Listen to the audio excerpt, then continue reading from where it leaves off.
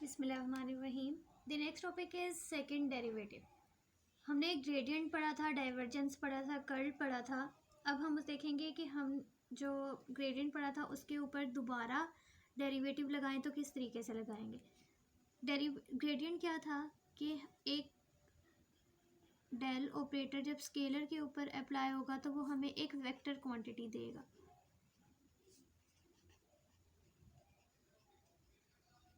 ये हमें vector quantity देगा। अब वेक्टर आ गया तो वेक्टर के ऊपर तो या सिर्फ कर्ल लग सकता है या फिर क्या लग सकता था, डाइवर्जेंस। तो जब सिर्फ वेक्टर के ऊपर अब जब दोबारा ग्रेडियंट डेल लगाएंगे तो फिर या फिर वो वेक्टर कर्ल के साथ लगेगा या फिर डाइवर्जेंस के साथ लगता है। जब हम डेल को ऑपरेट करेंगे स्केलर क्वांटिटी के ऊपर तो हमें एक वेक्टर क्वांटिटी देगा, और उस वेक्टर क्वांटिटी के ऊपर जब हम दोबारा डेल लगाएंगे, क्योंकि हम सेकंड डेरिवेटिव ले रहे हैं ना, अब पहले हमने एक डेरिवेटिव लिया था, अब हम जब दोबारा वेक्टर के ऊपर लगाएंगे तो या तो वो कर्ल बन जाएगा या फिर हमें डाइवर्जेंस, क्योंकि हम वेक्टर के ऊपर सिर्फ या कर्ल लगा सकते हैं या डाइवर्जेंस। स्केलर तो हम सिर्फ ग्रेडियंट पे लगाते थे। तो हम इससे दो चीज़ें फाइंड आउट कर सकते हैं। पहली क्या, divergence of gradient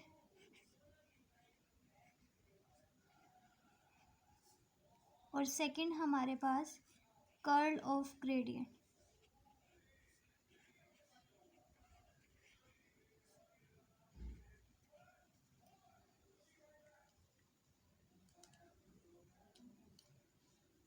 divergence of gradient हमारे पास ये हमारे पास डेल टी है। इसके ऊपर जब हम दोबारा डेल लगाएंगे, ऑपरेटर लगाएंगे, तो ग्रेडियंट डाइवर्जेंस में हम क्या लगाते हैं, अब ये चीज़ क्या बन गई, एक वेक्टर, और ये भी चीज़ क्या है, एक वेक्टर। तो जब हम वेक्टर का वेक्टर के साथ करते हैं और डॉट प्रोडक्ट के साथ करें तो वो डाइवर्जेंस होगा, और अगर हम इस वेक्टर का क्रॉस प्रोडक्ट के साथ करें तो वो चीज़ हमारे पास हो जाएगी कर्ल।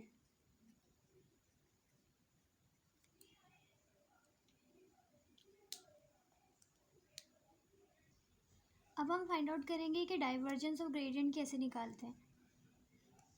जब डेल ऑपरेटर इस डेल टी के ऊपर अप्लाई होगा, ये चीज़ हमारे पास क्या आ गई है, वेक्टर। ठीक है, वेक्टर क्वांटिटी देगा, और ये भी एक क्या होता है, एक वेक्टर।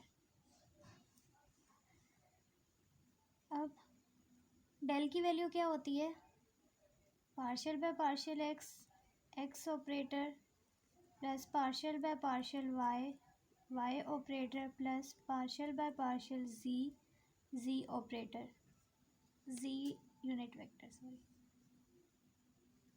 और डेल टी की वैल्यू हम डालेंगे जो कि इक्वल होती है del T by partial T by partial x, x unit vector, plus partial T by partial y, y unit vector, plus partial T by partial z, z unit vector.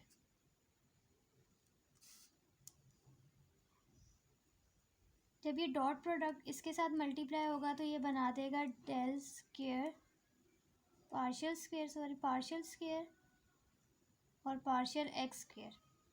ठीक है, और x x के साथ होगा तो 1 बन जाएगा, और ये t, plus partial square partial y square t, plus partial square partial z square by t. अब हम इस चीज़ को क्या लिख सकते हैं, हम इस चीज़ को लिख सकते हैं कि ये डेल का स्क्वायर है और साथ में टी। ये जो डेल का स्क्वायर है, यहाँ पे ये डेल स्क्वायर हमारे पास लैप्लेशियन ऑफ डेल टी है।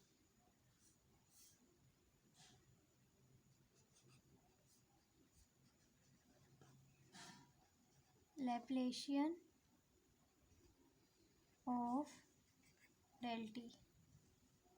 नेक्स्ट हमारे पास है कर्ल ऑफ ग्रेडियंट।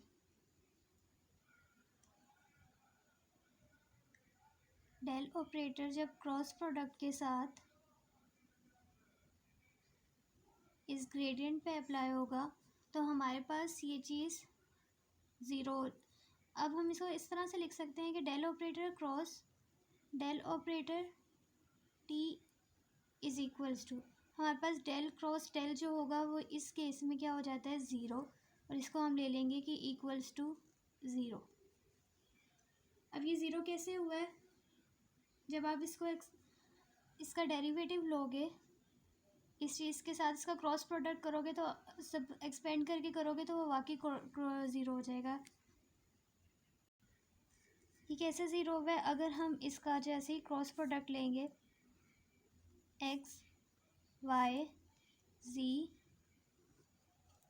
पार्शियल की value partial by partial X partial by partial Y partial by partial Z, और इस ग्रेडियंट की वैल्यू होगी del T by partial X partial T by partial Y partial T by partial सी।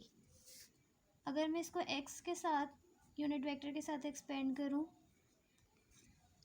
तो यहाँ से ये क्या हो जाएगा, पार्शियल और पार्शियल मल्टीप्लाई हो गए, partial square by partial Y partial z minus, और ये दोनों आपस में पार्शियल स्क्वायर बाय पार्शियल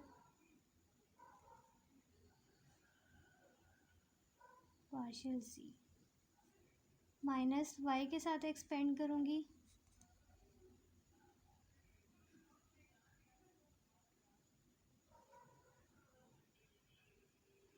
मैंने अब इनको सारों को एक्सपेंड कर लिया है। अब ये देखो सेम टर्म्स जो हैं वो सेम आ रही हैं, तो ये सारी चीज़ें क्या हो जाएंगी, कैंसिल, और आंसर मेरे पास क्या आएगा, इज़ इक्वल्स टू ज़ीरो। इसीलिए मैं कह रही थी कि यहाँ पे हमारे पास जब हम इसको कर्ल ऑफ ग्रेडियंट लेते हैं तो वो इक्वल्स टू ज़ीरो आता है। नेक्स्ट हमारे पास आएगा सेकेंड डाइवर्जेंस। डाइवर्जेंस में क्या होता था, जब हम डेल को ऑपरेट करवाते थे वेक्टर के साथ और डॉट प्रोडक्ट के साथ तो वो हमारे पास क्या देता था, हमें एक स्केलर क्वांटिटी देगा। जब हम डेल को डॉट प्रोडक्ट के साथ एक वेक्टर के साथ ऑपरेट करवा देते तो हमें ये स्केलर क्वांटिटी देगा। अब एक स्केलर क्वांटिटी पे जब हम दोबारा डेल को ऑपरेट करवाएंगे तो वो तो स्केलर पे तो सिर्फ ग्रेडियंट लग सकता था, तो यहाँ पे सिर्फ ग्रेडियंट लगेगा, जिसको हम लिख सकते हैं, तो हमारे पास डाइवर्जेंस में सिर्फ एक ही आएगा और वो आएगा कि ग्रेडियंट ऑफ डाइवर्जेंस। हम डाइवर्जेंस का जब दोबारा लेंगे तो सिर्फ ग्रेडियंट ले सकते हैं, ग्रेडियंट ऑफ डाइवर्जेंस।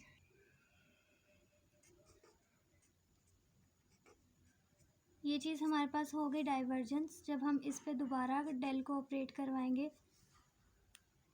क्योंकि अब ये चीज़ क्या हो गई, ये चीज़ हमें देगी स्केलर, और जब स्केलर डेल पे ऑपरेट होगा तो वो ग्रेडियंट होता है।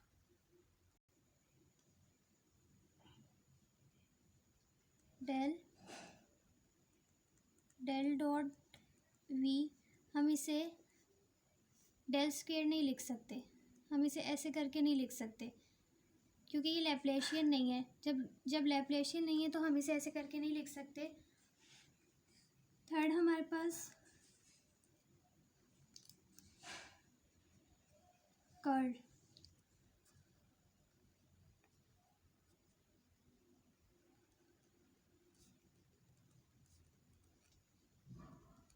यहाँ पे हम इसको ऐसे करके नहीं लिख सकते, हम सिर्फ इसे we can write del dot del और वी, लेकिन हम इसको इस तरह से स्क्वायर नहीं लिख सकते, हम इस तरह से लिख सकते हैं सिर्फ। नेक्स्ट हमारे पास आता है कर्ल। जब हम डेल को ऑपरेट करवाते हैं वेक्टर पे क्रॉस प्रोडक्ट के साथ तो वो हमें एक वेक्टर क्वांटिटी ही देता है।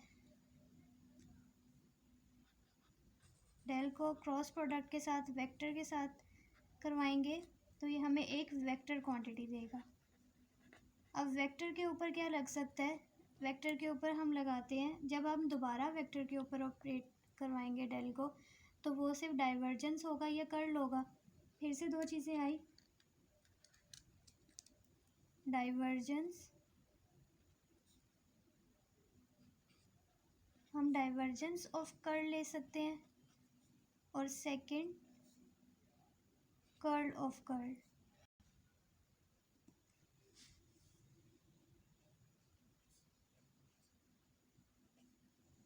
डाइवर्जेंस ऑफ कर्ल क्या है?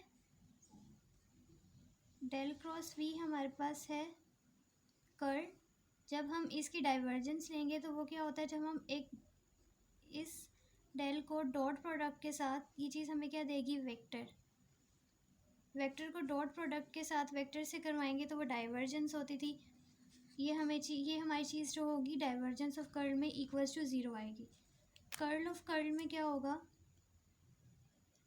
ये चीज़ कर्ल, इसकी क्रॉस प्रोडक्ट करवाएंगे डेल से तो ये इक्वल हो जाएगी del dot v minus del dot del और वी।